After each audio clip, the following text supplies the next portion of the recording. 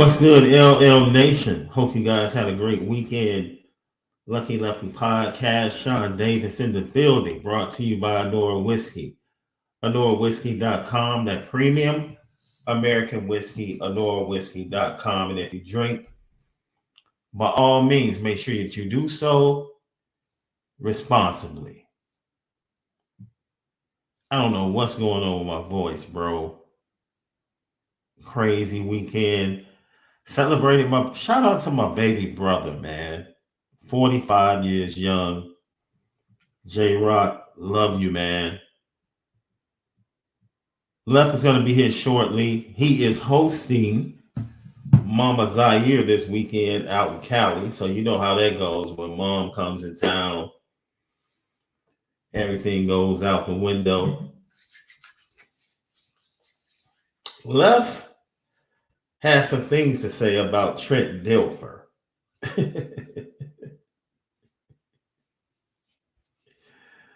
Oh, Trent Dilfer. Captain Caveman himself. Left is going to get on that when he jumps in. And I guess we can sit and talk to you guys, man. It is, what are we about? Roughly a month out from the start of fall camp. If I'm not mistaken, roughly a month. So we could chop it up about, I know you guys want to know about Justin Scott, Carter Nelson,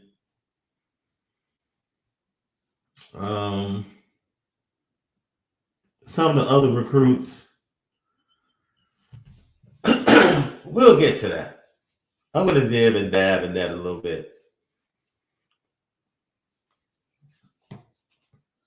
You know, I've seen the reports. I've seen the crystal balls changing. You know, hey, man. All I do is report.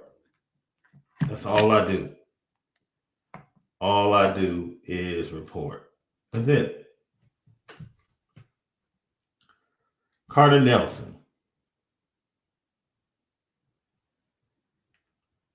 Before we get to that, YouTube, smash it, right? Thumbs up. Subscribe. Let everybody know. Lucky Lefty Podcast. Apple Podcast, Spotify, in conjunction with Irish Breakdown, CFB Nation, audio edibles each and every day. Home of the Misguided Passion. You already know. We spin it different. Now,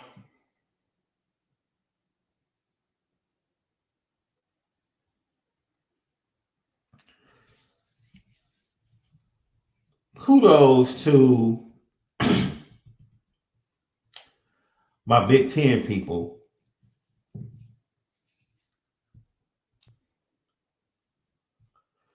who pretty much told me that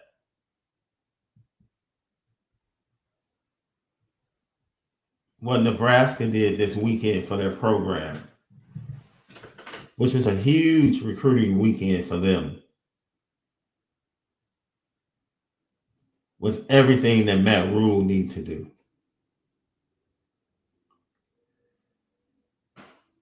It's very similar, actually, to what Brett Bielema did the last 2 weeks down in Champaign. I think Brett Bielema, if I'm not mistaken, locked up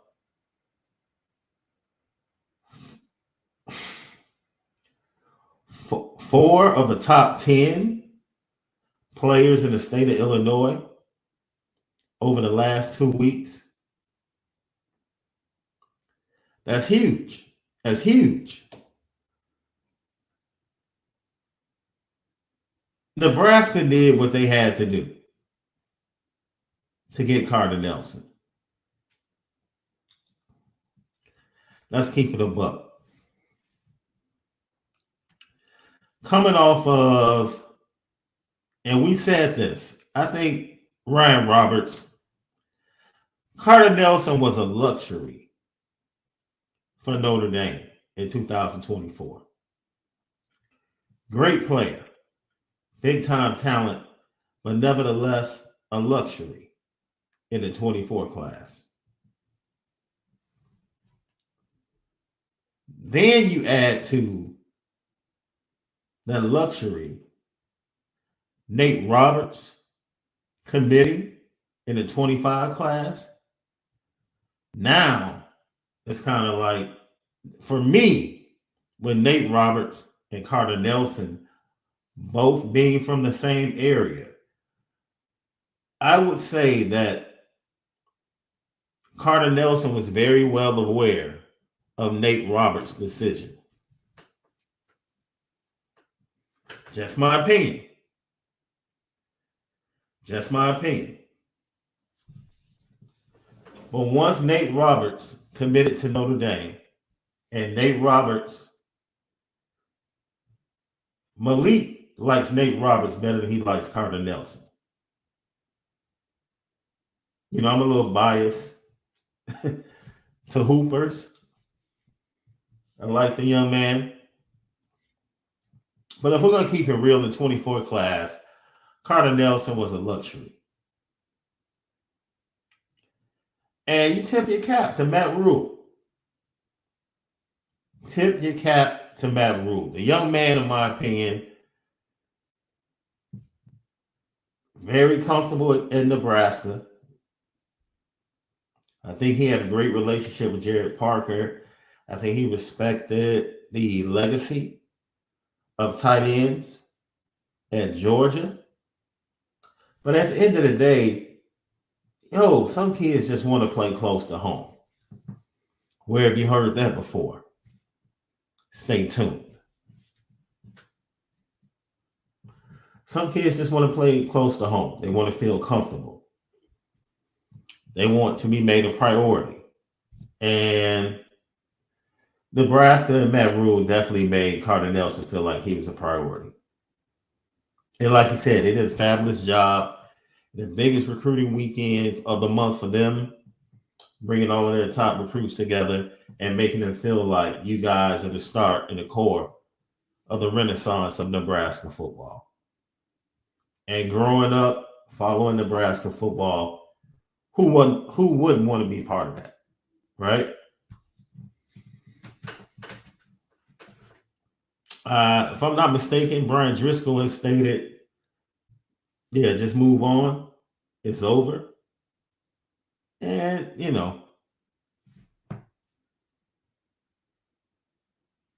it is what it is.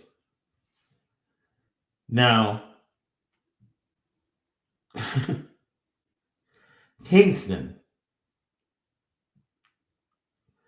Because the thing was, Georgia and Notre Dame were the leaders for Carter Nelson going into that visit. Kingston, in my opinion, is a young man that's looking to really launch his own identity. Bodes well for Notre Dame. Ryan Roberts has done a great job covering his recruitment. Anytime you have a young man who is willing to lead the West Coast, that bodes well for Notre Dame. It just does. It just bodes well for Notre Dame.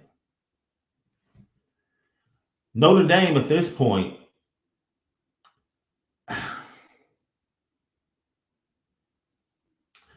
I don't know if their class necessarily is as good as the 23 class right now, in my opinion.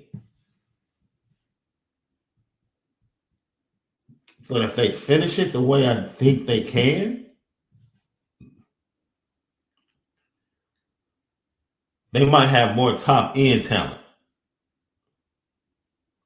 than the 23 class. I think that's very debatable. And with Kingston, he goes to Ohio State. Ultimately, I think it's Ohio State, Notre Dame. I really do. And because of that, I really think Notre Dame has the edge because I really think, let me tell you something, man. And I've said this before and I'll continue to say it. Unfortunately, recruiting comes down to a lot of different things, especially in this NIL landscape. But if recruiting came down to who these young men wanted to play for as a head coach, Marcus Freeman would be grabbing a lot of these top echelon players. A lot of them. But we already know there are a lot of factors that go into recruiting. What stood out for me when Kingston went on his official visit to Notre Dame is the entire staff and the litany of names, the list of names he talked about after his visit.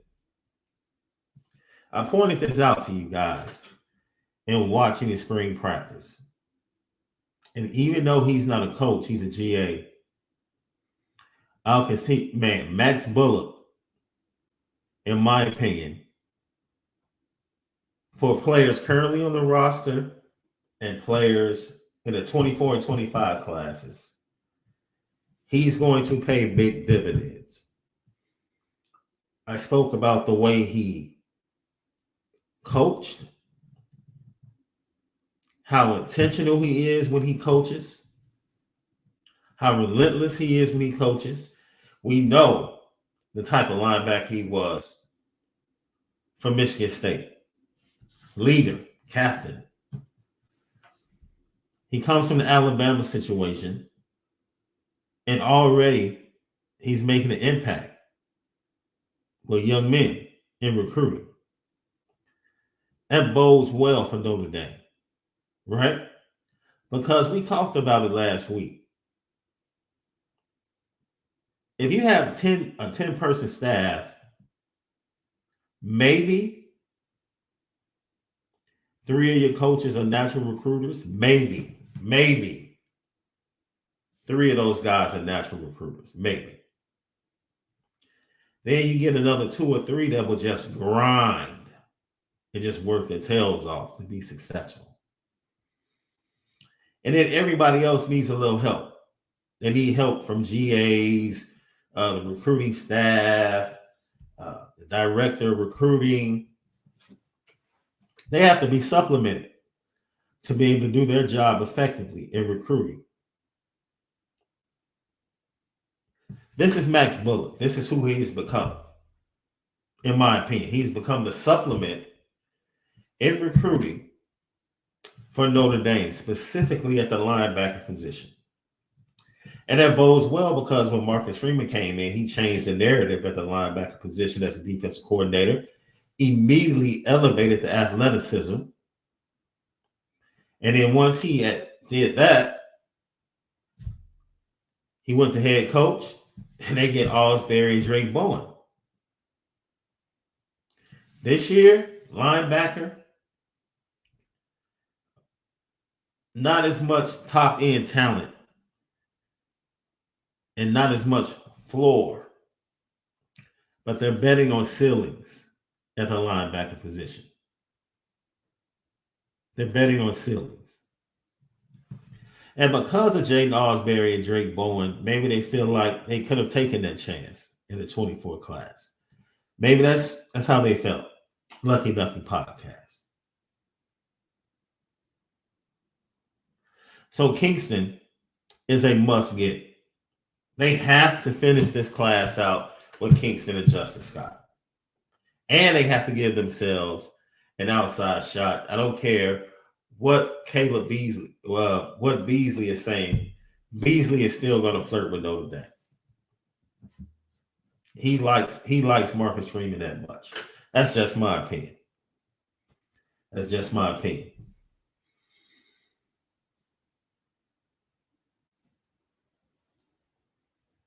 Now, I will say this.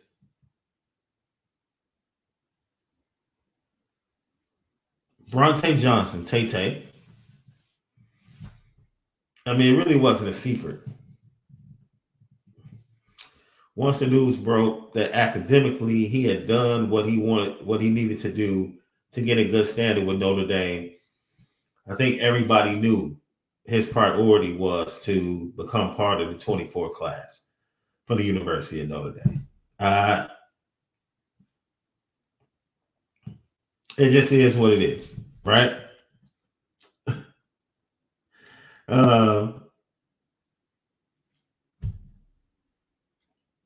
It's going to be interesting, right? This young man is the attitude that you need. And I talked to Brian, man, me and B. Driss talked about this. I said,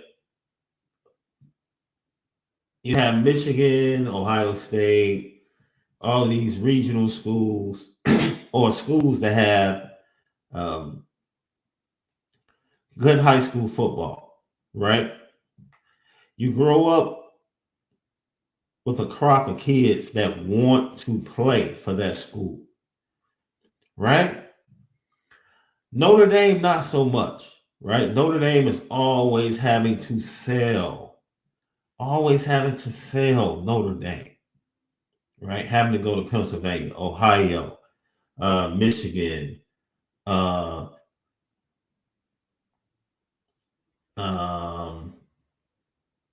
it's just, it's crazy, right? And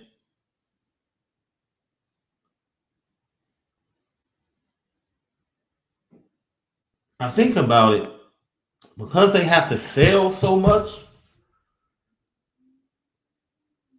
how many people on the roster grow up wanting to play for Notre Dame? That LL question of the day. Like, every year when Notre Dame takes the field, how many of the kids on their roster grew up wanting to play for Notre Dame? Right? Not counting legacy. I'm not talking about kids or former players. I'm talking about kids that either just grew up in Indiana or kids that just grew up Notre Dame fans. Right? You get that at Michigan. You get that at Michigan State. You get that you get that at Illinois. You get that at Georgia. You get that at Florida. You get that at Alabama, right? Tay is just one of those dudes, man. And that can be infectious, right? When you have a young man that wants it as bad, and what he did to get himself in academic standing speaks volumes, man. That kid wants to don the gold. He wants the gold helmet, man. He wants the gold helmet. And to have someone like that in the recruiting class, man, it's like, man, that's all I want. I'm willing to do whatever to don that gold helmet. And to do it, you need those type of kids in every class, man. I say at least 4 to 5 in every class. You need guys that just all they want to do is play for Notre Dame. They didn't have to be sold. They didn't have to be convinced. From the time they picked up a football, they wanted to play for Notre Dame. You need that, man. And for him to make that commitment, knowing what he went through, yeah, it means more. And I'm not trying to disrespect the other recruits to say Notre Dame doesn't mean anything to them or as much.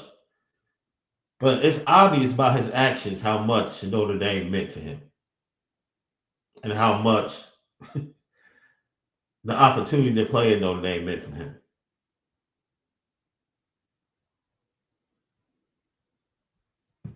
It is what it is.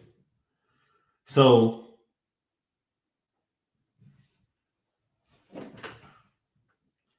Bronte Johnson commits on Saturday. Man, let me tell you something, man.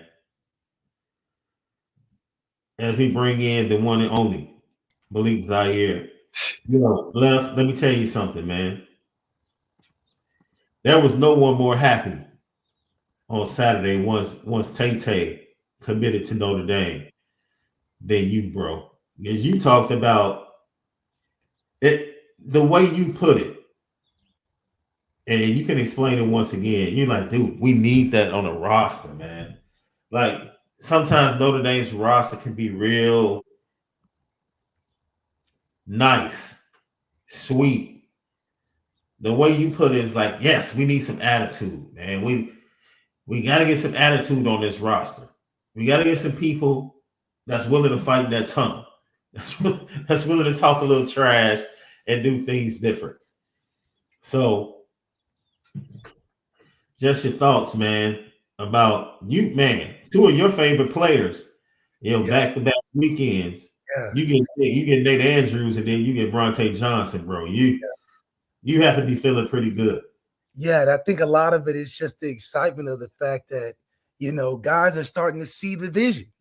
We used to have favorite recruits that was only a pipe dream before. Now we get favorite recruits that are like, yeah, I got Notre Dame in top 3 and I might choose them and choose them. So you looking in a space where Marcus Freeman is as excited as I am. He's like, okay, I'm getting some turnover.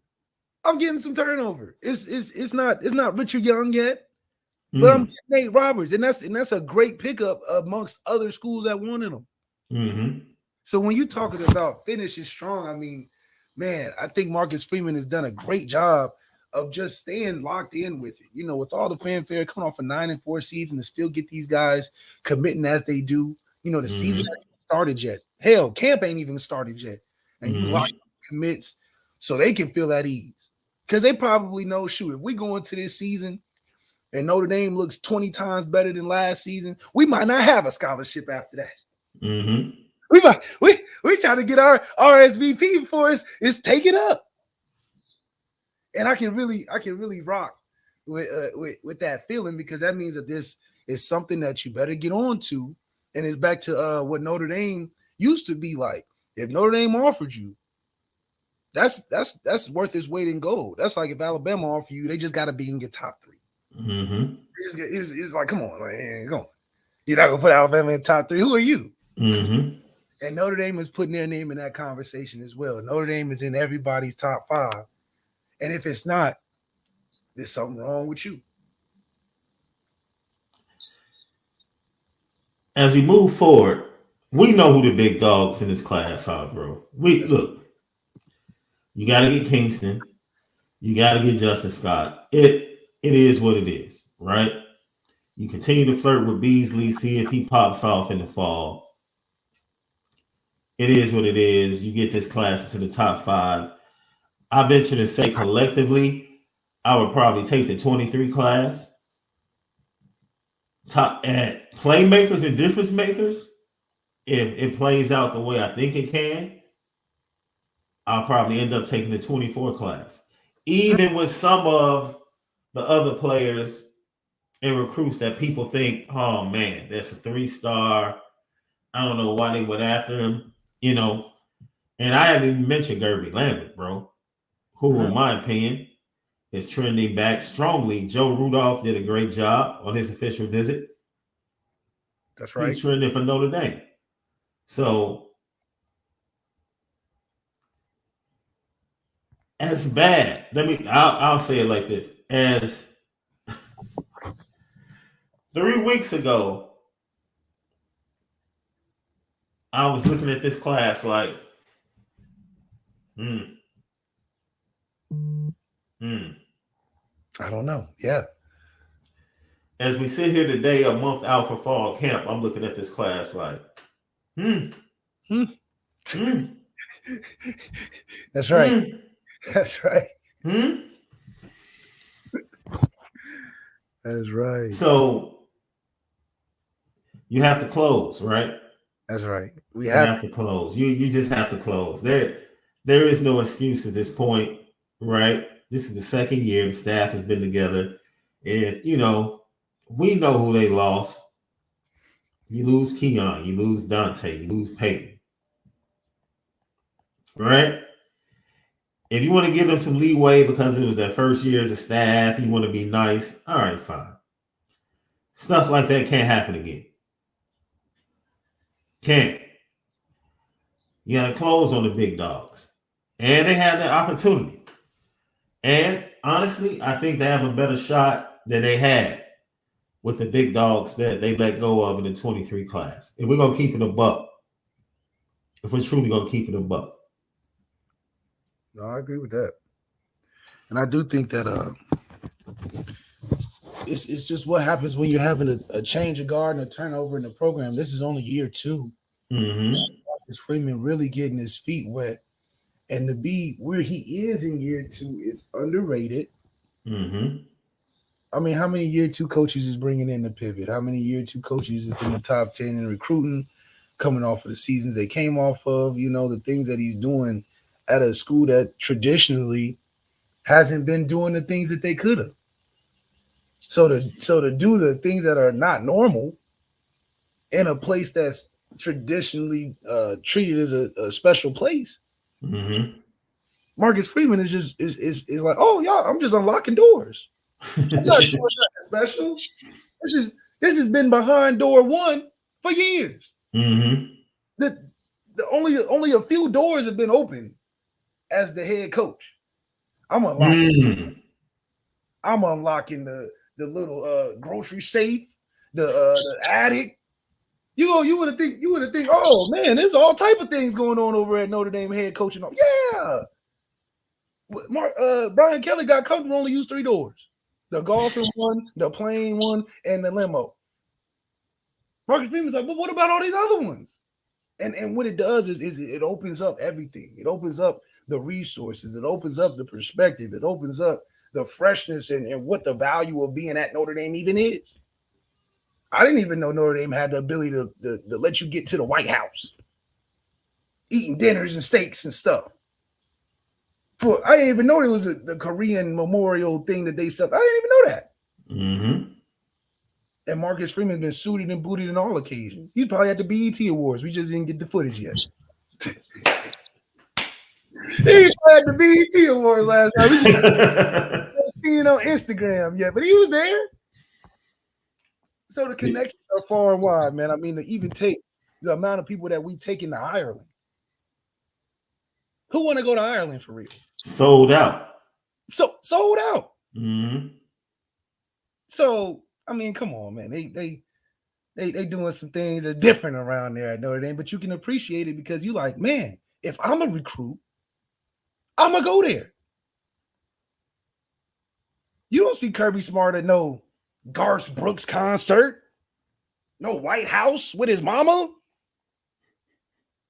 Maybe they're there because they won a championship, but it's different reasons. I was about to say, yeah. So, look, everything go right with Marcus Freeman and these recruits is going to translate into the season. Last year, our big recruiting Super Bowl was Ohio State game. Or no, it was a Clemson game, right? This year, I think we've already won the Super Bowl going in to the season. Mm-hmm. Now it's just like, listen, this is what we can flex on you. We can throw these freshmen at you. We got these D linemen we had in the tank. Yeah, I didn't think we had. We got these young linebacker hunters out there. And we're gonna toss a vet at you at the QB position. You didn't think we can lock down in an off season. Mm-hmm. So it's gonna be real interesting how we move forward, man, on what big fishes are we catching. Because we know we can catch the goldfish. We know we can catch the larger fish. Mm. But when we talking about these Moby Dick 5-stars, Marcus Freeman is not going in there no more with a fishing pole. He going in there with that big thing, that thing that just you got you two-handed. with them javelin, them arrow thing, them big guns. Mm-hmm. And I think now we're equipped for the fight. We wasn't equipped for the fight before. We had the boat to be on the water. Mm. Yeah, we was in the lake with you. We can afford the boat to get on the lake with you now. We in a boat with oars. We in a boat rowing. Yeah, we just rowing. Yeah, we having a good old time. Y'all over there seriously got your speed boats and your fly catches and all that. We just rowing the boat. But then Marcus Freeman pulled out that big old harpoon. It's like, all right, now we cooking. Now we cooking.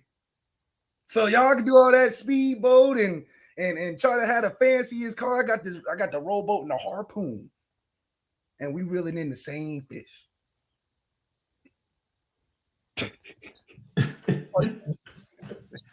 Lucky Lefty podcast, boy. Only left. As we get ready to close and we get into lefts, I'm gonna give you 30 minutes on Trent Dilfer, bro. Oh, you said you want to talk. I'm gonna let you loose. But let me close things with this.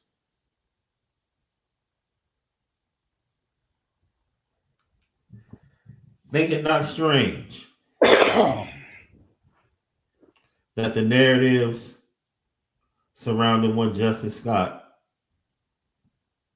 are coming back to what somebody has been saying from the jump. What do you say? I tried to tell him. But everybody was getting super excited, changing crystal balls, doing all this talking.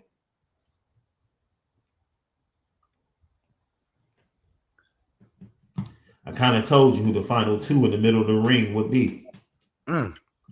Tell him. And people, panic about official visits and this and that. And yeah.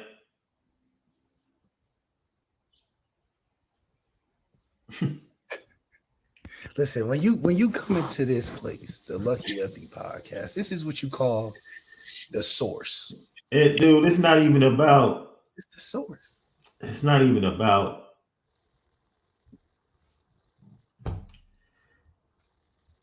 I've said it before, and I said it because I want to make sure that people understand the integrity that this young man is operating with.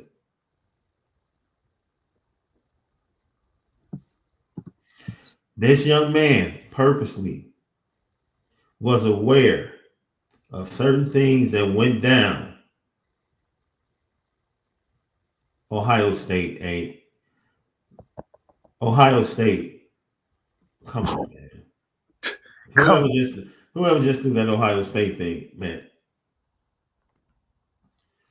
Let me stay on topic.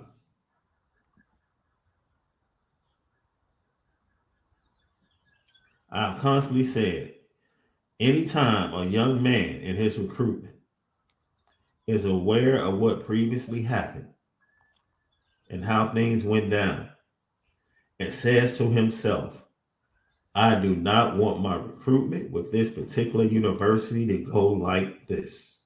And takes it upon himself to contact that university, have a conversation and say, hey, my intentions were to commit, but I want to make sure.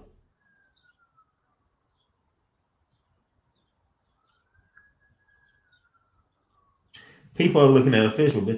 I'm dealing with a young man that is in everything he does. The foundation is integrity, man. I don't need to go on no official visit. I've looked him in his face 4 to 5 times. That's right. I've heard him talk about Notre Dame. So what, he hasn't been on an official visit?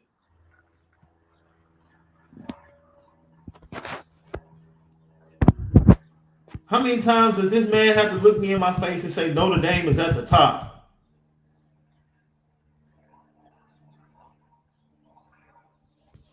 What about the official visits? Notre Dame is at the top. He leaves Georgia. Notre Dame is at the top.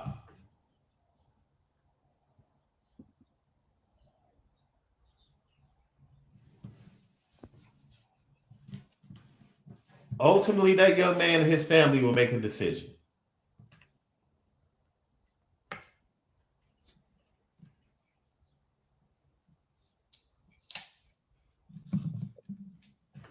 Yeah. But I think you said it right. I think you framed it in the way it should be framed, talking about the character of the kid, talking about how, the things that have been attracting most of these other kids, these 5 stars, are not, this is not the same guy we're dealing with that are the commits that are frivolously going to the Georgia, Alabama, Ohio State. He's got something bigger in mind. Remember all of the ridiculous Notre Dame fans that were in our chat? He's an NIL kid. That's all he cares about. Where they at now? Where they at now? All this Miami news is fading. Where they at? The Georgia news is fading. Where they at? That's all he talked about at Georgia. They probably ran out of things to talk about if they couldn't seal him right then and there. There's NIL, that's not that big. Oh, well, I mean, we're still Georgia. We're still Miami, I guess. He's like, man, y'all can't even offer nothing better than that. For me, it wasn't about the recruitment. I was protecting what I knew was a real young man handling the situation the way it should be handled. Period. Regardless of the decision he makes, he's handling the recruiting situation the way it should be handled. Man, this recruiting world is so jaded, man, that I don't even think people believe young men and women. What did they say? What did they say? Well, this doesn't make sense. That doesn't make sense. What did they say? What did they say?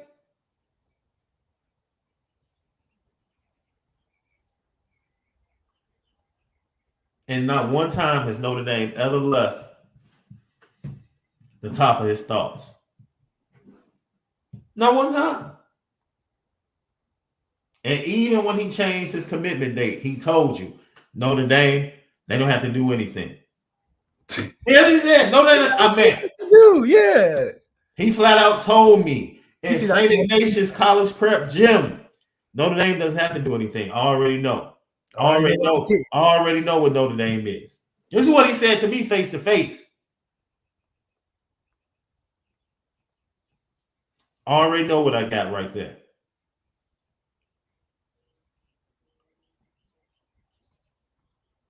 How many times you got to visit a campus, bro?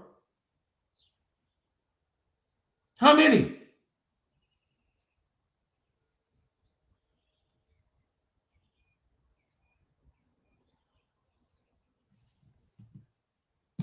Before he got the offer. Remember when someone said Georgia was his dream school? Remember that? Remember that narrative came up? Georgia was his dream school. Cap. Yeah. Cap. Yeah. Georgia's a dream school for people in the current few years. Cap. But that's like a trend. That's like the what do you call them things? The buckles. What's the big horseshoe buckles? What's some things called? I can't even think of them right now. It's so crazy, Left, because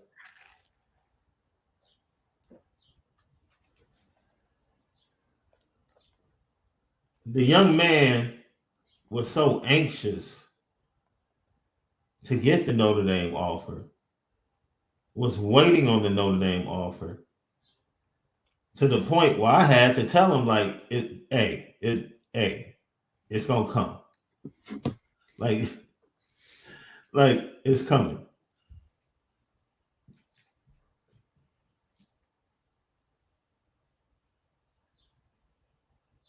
he also,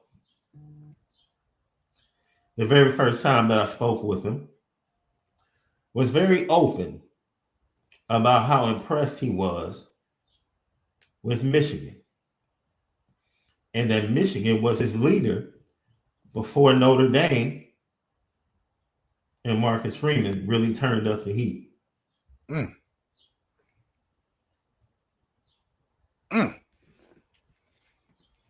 So when you hear all of this news this weekend, like, oh, it seems like it's down to Michigan and Notre Dame, I just laugh. I laugh.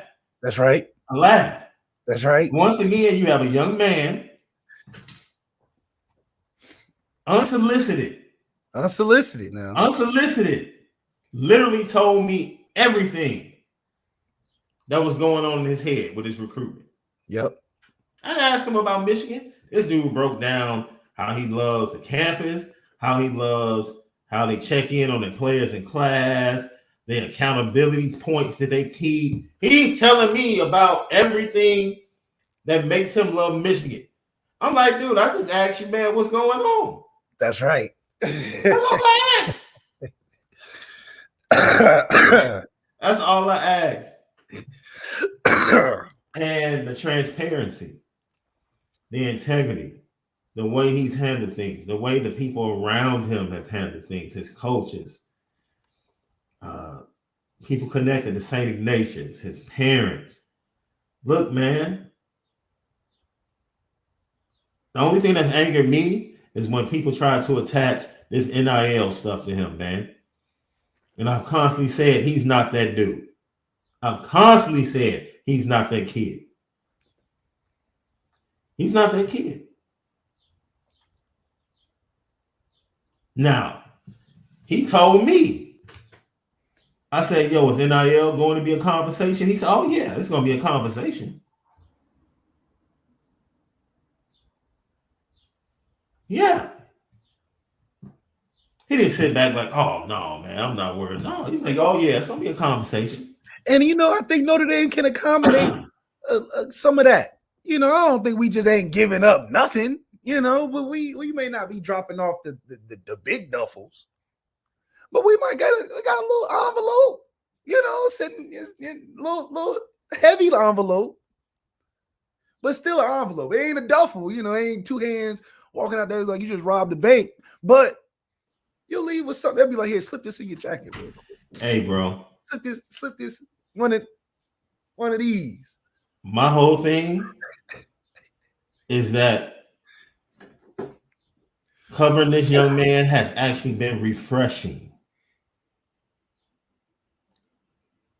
It's been refreshing. That's right. To see somebody think about another program. Like, yo, man, I already know how such and so went with Notre Dame. I'm not trying to do that. I'm not trying to do it, no. Let me handle this way. Right? It just is what it is, man. It is what it is. And regardless of what he picks, he's handled it the right way. He's handled it the right way, man. Y'all can miss me with all that NIL stuff. And this is going to come down to who can do the best job in the end. And I tweeted out in the month of June. It's vitally important. You can go find it on my Twitter page.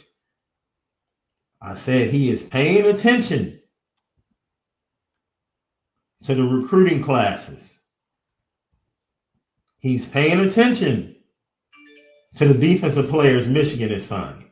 He's paying attention to the defensive players that Notre Dame is signing. He's paying attention.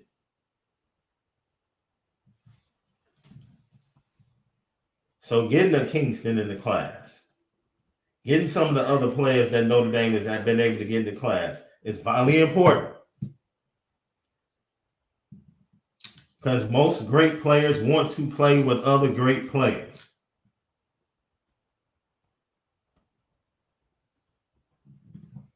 That's it, man.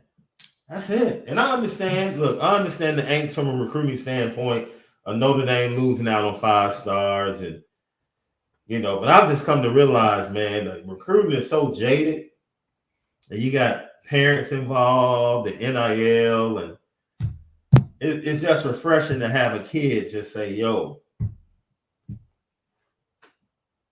Left, you don't understand, bro. Yeah. Left."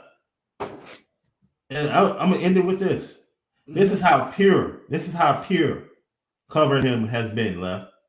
Yeah. I didn't call the school. I didn't call his coach. I showed up at his basketball game. Waited. He walked out. I said, "Justin, what's up?" That was it. 30 minutes later, I'm like, oh, okay. Okay. Next time I show up, same thing. "Justin, what's up?" And he gave me 30 minutes. And I let him go every time. I let him go. Like, you know what? Go kick it. Hey, man. Notre Dame fans, enjoy it. Should be a heck of a run to the finish line.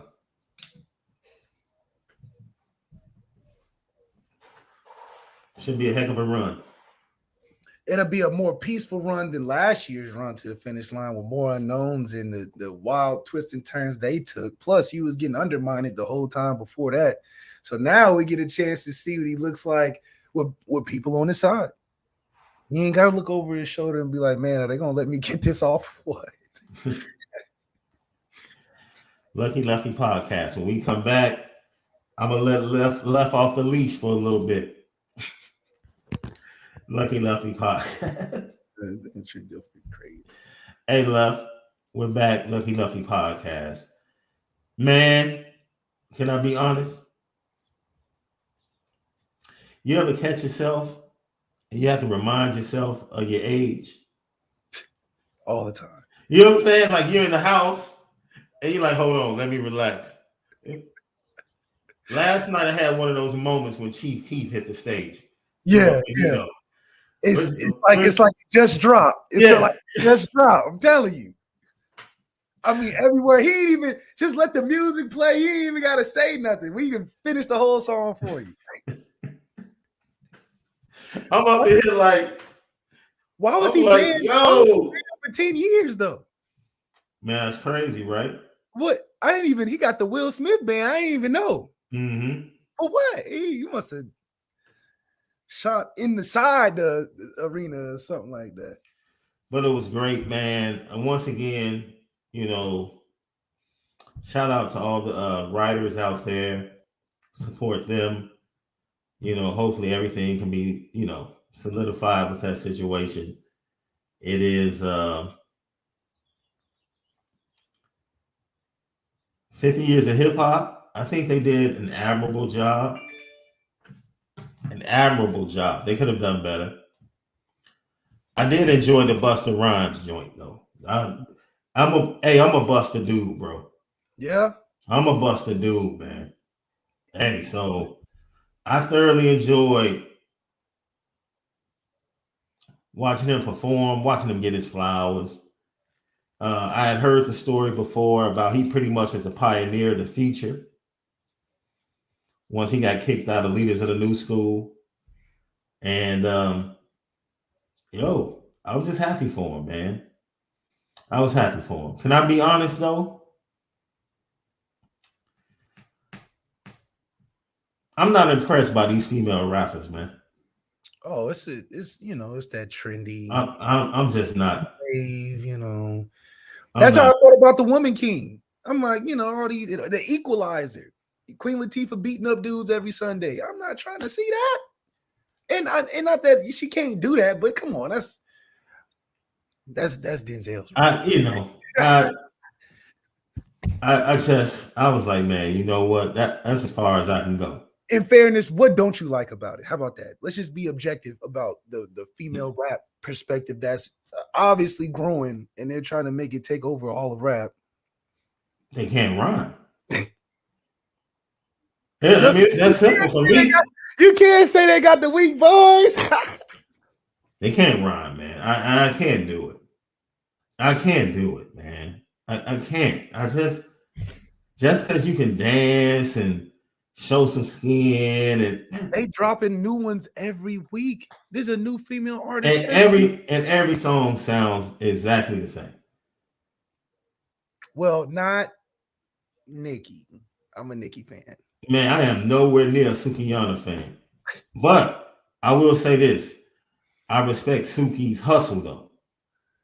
Do you really? It's an easy hustle. Ain't no. It is, hey, that's the thing about it. It's a real simple hustle, and she is committed to the hustle. I don't hate the player. I never hate the player. Never hate the player, man.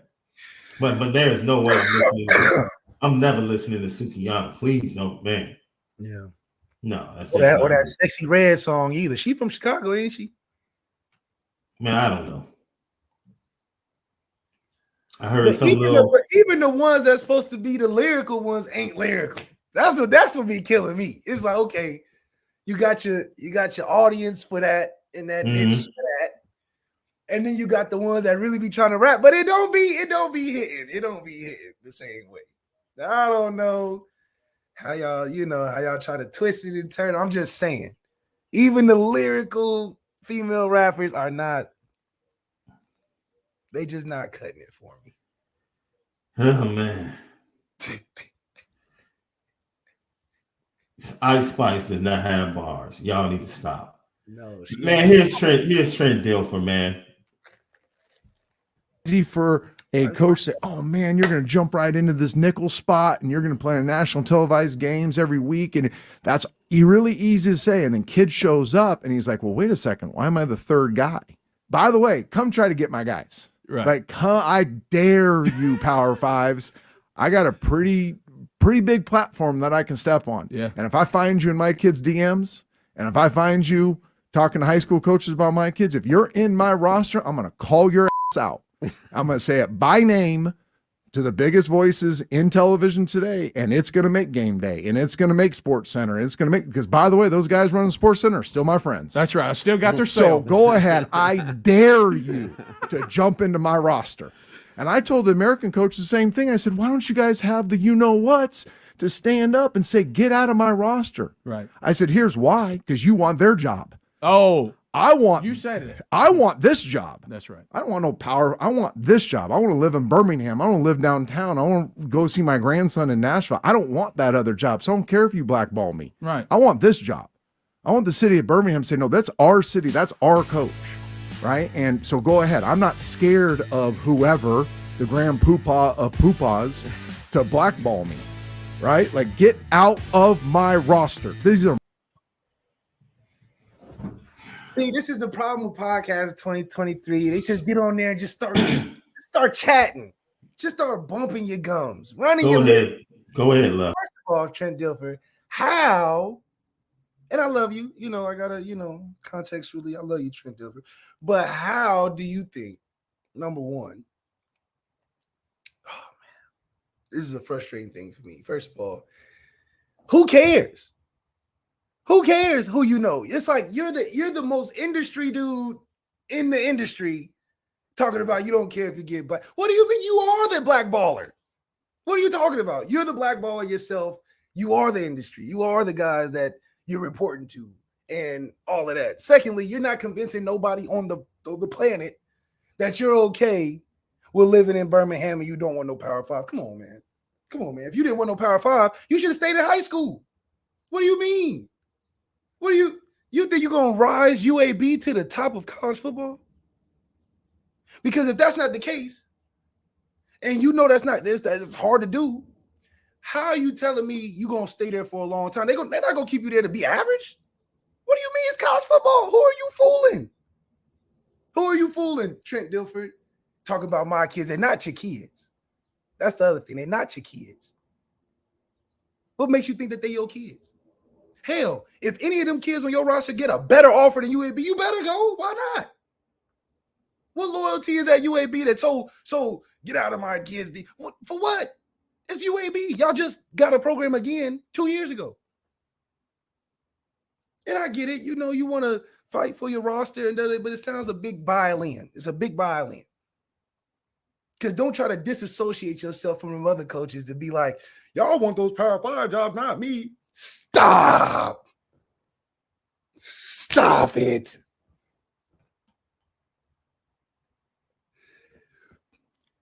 You're not. First, another thing. Who's looking at kids at UAB? Who are you so worried? Who is the big bad that's trying to steal your UAB players? Because I want to know about Notre Dame ain't calling down there for y'all. Are you kidding me? Who on your roster are you like, man, I got to hold on to this guy because he got everybody. Nobody. You're a program that's trying to come up again. And yeah, you'll have your 7-win, you know, but you're in Huntsville, Alabama. You're not out recruiting Alabama ever. Get it out your mind. It's never going to happen. Never going to happen. You're going to be taking rejects from the Alabama State. You're not getting the 5-star guys, country fed guys going to Georgia, Alabama, Auburn, in Alabama, Huntsville. They're not going to UAB. The delusion. The delusion. It's like, what are you trying to portray? That you just the big boss of the smaller schools? You're going to change the narrative of small. You are the industry. You're not no coach that came up from nothing. You're Trent Dilfer. You get on TV all the time. See, it's that TV that trend that carries over to the gaslighting of himself. You're gaslighting yourself. You don't believe nobody calling y'all. You ain't catch winning nobody doing that. You trying to, and I understand, boost your program. Maybe there's some guys in there that's interesting, but trust me, nobody from Power 5, especially Notre Dame, calling down there for none of your guys. And when they start doing that, that means your team's going to be really good. And guess what? They're going to be calling your phone to get you, Trent Dilfer. Oh, so you just absolve yourself from getting calls and promotions to you? Man, what? Listen, you're not above any of these other famous college football coaches, great college football coaches, no matter if you played or not. All of them want that better job. All of them want that Power 5 spot. All of them are going to try to get those recruits. All of them. You think that UAB as a university is going to allow you to be average so you can just live in Huntsville and just enjoy yourself? This is not high school. Just because they're not Alabama, don't make it a college football program that's, you're not treating it like high school. It's still a college football program. You go in there and you start losing and you can't get recruits and you losing recruits to other schools. You can call out these other guys if you want to, but guess what? These aren't your kids. You're not their dad. If they want to leave, they'll be like, you know what? I appreciate you, Coach Dilfer, giving me a chance, but LSU's calling me. And I know you love me, you want me to stay, but stay for what? Stay for what? If I'm getting calls to be at a higher place, then clearly I'm doing you a bigger service, Trent Dilfer, than you doing me. So it's like, man, I don't know if he, was on the Bud Light before he got on the podcast, but this is ridiculous. Just go down there and go win you some football games. And then when you get your call, like all of them do, to take that next step. See, the thing is, you're portraying yourself and not keeping it real like Deion kept it real. So I need to see the backlash on you in 2 years from now when you talking about you don't want to take no big job and end up taking the big job, because this is ridiculous. Deion at least was honest and was like, listen, I love it here at Jackson State. I want to win. I'm going to win. But I ain't dying at Jackson State either. And that was real. And people felt the way they felt, but that was real. And guess what? When it came time he won, he got that call and took the obvious steps. He's not faking it like Trent Dilfer, acting like he don't want to be there and he just want to live in good old Huntsville and just go. At least Deion was like, listen, I'm a big time coach and anybody would take this spot. And Trent Dilfer is no different. I would love to see Trent Dilfer deny a Georgia head coaching job. I said, come on, bro, that's not even realistic. You didn't get into the college coaching space to act like you don't want to go take that next gig. Yeah, you enjoy coaching. You enjoy being there right now. But college football is a temporary thing in general. In general.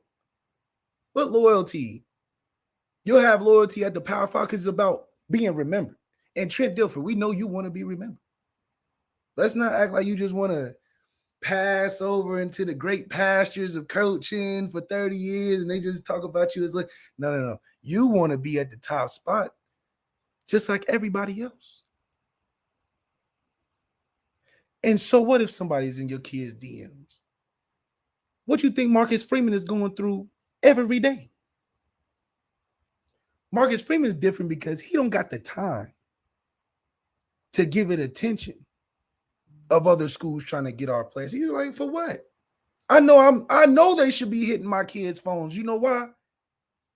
Because I was hitting their phone and I had to get the best players here. These are the best players in college football. I'd be a fool to think and be a fool to try to dissuade other schools from trying to take my players. It's too much time he's wasting. For what? They're not your kids. But if you're doing your job, you're building the program right, you're winning games, you're putting dudes in the league, that's where you'll get the retention. And you won't have to chase nobody and be like, get out my DM. You don't have to tattletale and dry snitch on national TV. Because then even if you do, so what? You would just make the player more famous and the coach more famous. Pat Narduzzi tried it and played himself. He tried it. He said, y'all, this ain't right. This is this. And what Saban said, so what? So what? Spend more money at Alabama program. We'll get more 5 stars. So what? Yeah, I'm calling. Before he did it, he said, y'all sure y'all want to do this? Because when I start, I'm going all in. And they didn't stop him. So, Trent is giving up smoke and mirrors, a facade. The good old, you're not Deion. You're not going to get the love Deion did, going to the small school, building it up. You're not going to get that love because you are trying to pass it by as if you're trying to stay there. Deion never tried to portray that. He never tried to say, yeah, I'm trying to stay at Jackson State 10, 20 years and go see my sons. And no. He said, I will come and win. And when I get that call, like all the other coaches get that call, I'm taking it. Trent Dilfer talking about no, I don't want your Minnesota or Ohio State head coaching job. I want to stay at UAB. Yeah, right. I bet you they call Eddie George right now at Ohio State and say, hey, Eddie George, you want to be the head coach of Ohio State? He probably wouldn't even make it to the TSU game against Notre Dame this year. What? Are you kidding me? For whatever, hey, man. Ryan Day gets fired for whatever reason. And they call Eddie George tomorrow. There'll be a press with the AD by Friday. Introduce Eddie George as the new head coach. What are you talking about, man? Come on, man. Stop acting like UAB is your dream school, dog. Come on, man. Because if that was the case, he would have stayed in high school. Because all the things you trying to ingrain and like, oh, yeah, this is a family. This is, we here for the long. That doesn't exist in college football. It doesn't. Mm-hmm. So even if you tried, it doesn't. Because guess what? That money going to be like, dang, the Rutgers coach is getting paid $50 million more than me. And I'm busting my ass in recruiting, busting my ass and coming up with 8-4 every season. Come on, we ain't no fools. We have a better chance of gaining the amount of resources to even be there that long. And even with Coach Kelly there for as long as he was, he said, you know what? I'm going to take that $100 million. Mm-hmm. What are you talking about? Tradition my butt. I tried it. 10 years. Tried it. Got there. Lost. Whatever. My next venture is retirement fund. Come on, LSU. Give me that $100 million. So you will even leave the best of the best program. Because it's college. That's just how it works. That's just how it works. So if you can walk away from one of the most traditional top 5 college football programs of all time, being the winningest head coach, not winning a championship, and you can walk away and say, I'm going to go get $100 million instead, It just shows you that college football is about the right now and where you're going. There is no permanent place unless you want to do high school. Mm-hmm. And clearly he got tired of that real quick. So if I'm a fan of history, I know he's lying. Don't let him have a good first. Man, Trent Dilfer has 2 hot seasons. His first 2 years. I may be born at night, but not last night. He's not getting me with that one. Yeah. Look, the game is the game, man. You got other teams in DMs. You got parents calling other teams. The game is the game. Yeah. Miss me with all that. You know very well how college football goes, Trent Dilfer. Trent Dilfer. You know very well how things work. Being connected to the Elite 11. He's the industry. Yes, he was the industry. He knows. They call him about info what's going on. Yes. What they call him? He's the guy that he's saying he's going to call and expose all of it because he already know what's going on. And look, okay, you work at ESPN. You have connections. Yeah, so what? Bruh. Yeah, you flexing that for what? Nobody cares. You a football coach now, so nobody care about that. You are not more powerful than Nick Saban and Damo Sweeney at ESPN, bro.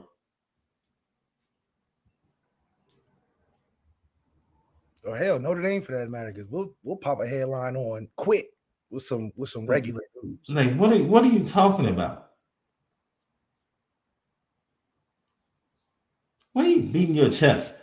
Those are still my friends. You think ESPN gonna be like, yeah, Trent Dilfer, let's expose Nick Saban on the next segment. Let's expose Nick Saban that he hit all your wish-washy recruits that don't want to be there for real anyway on the next segment because you got friends up here. They be like, boy, catch up with Nick Saban. Click. That's what they're gonna say. You not making no hate. See, that's the thing. I saw John Wick last night. Mm-hmm. And one of the lines, he was like, don't let your man's ambitions be worth more than your value. That's a cold line in that movie. Don't let your man's ambitions get you worth more than your value.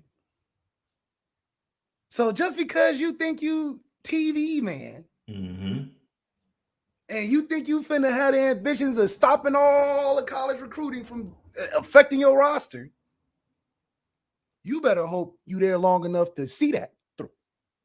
Because UAB ain't no pickup legacy pro. It ain't like how Lincoln Riley went from Oklahoma to USC and you could just start winning right away. Are you kidding me? You quit before you get a chance to get fired at a program like that. They just got their program back. And in a world of transfers, guess what your team is made up a lot of? A bunch of transfers. A bunch of you poaching other people's rosters. You think that you just going to win with the roster that you inherited at UA? Are you kidding me? It wasn't a football team. So where them players coming from? And they not all from high school.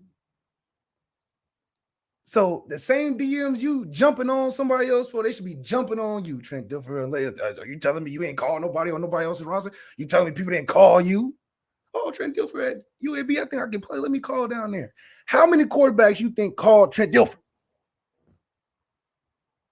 That's the question. He should be honest about that.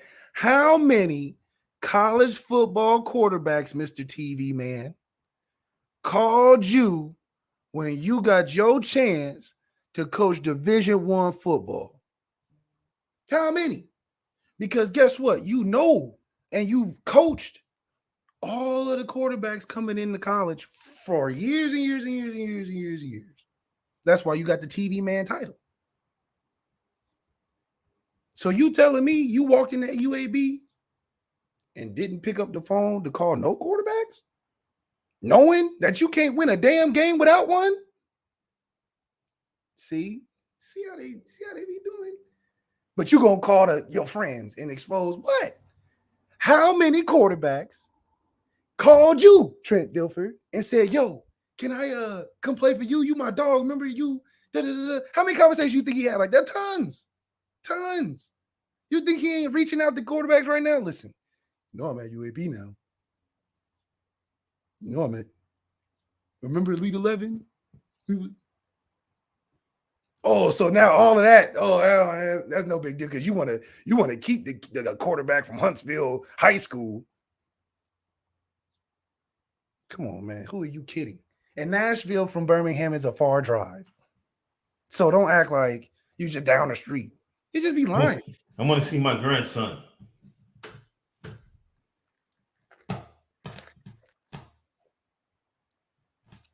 So, okay, Trent Dilfer, you talking that big game on the internet. Mm-hmm. But remember, never let a man's ambitions be worth more than your value. And right now, you ain't got a lot of value in Birmingham, Alabama. Because guess who was running that down there? And you think you in his backyard, he gonna let you just sneak away recruit? Are you kidding me?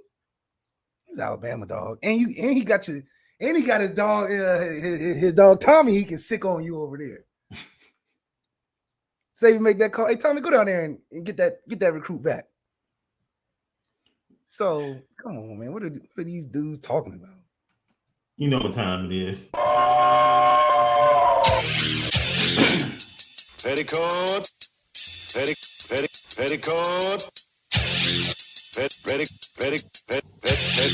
Petticoat Junction. It's time to get petty. Oh, we did a good job executing. Are you upset with something? And fire up the Petticoat Junction train. I just don't like you. You don't? No. What is today's petty historic? Petty Junction.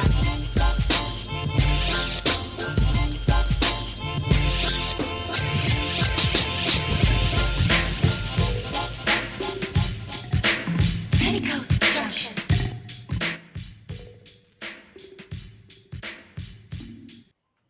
Petty Junction, Petty Story of the Day brought to you by Onora Whiskey at OnoraWhiskey.com. That premium American whiskey at OnoraWhiskey.com.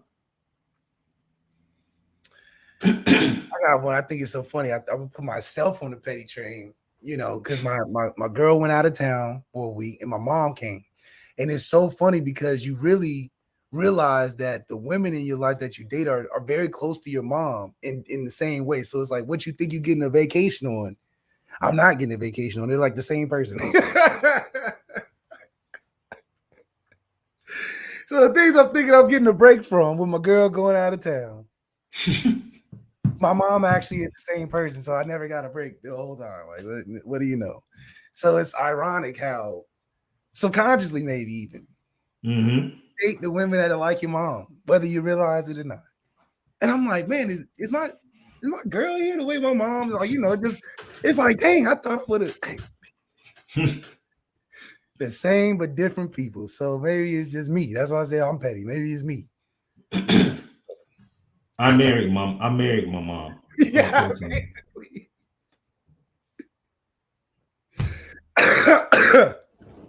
You like, dang, I just had this conversation with what's his name, and I'm talking to you about the same thing the same way, and y'all irritate me the same way about the same things.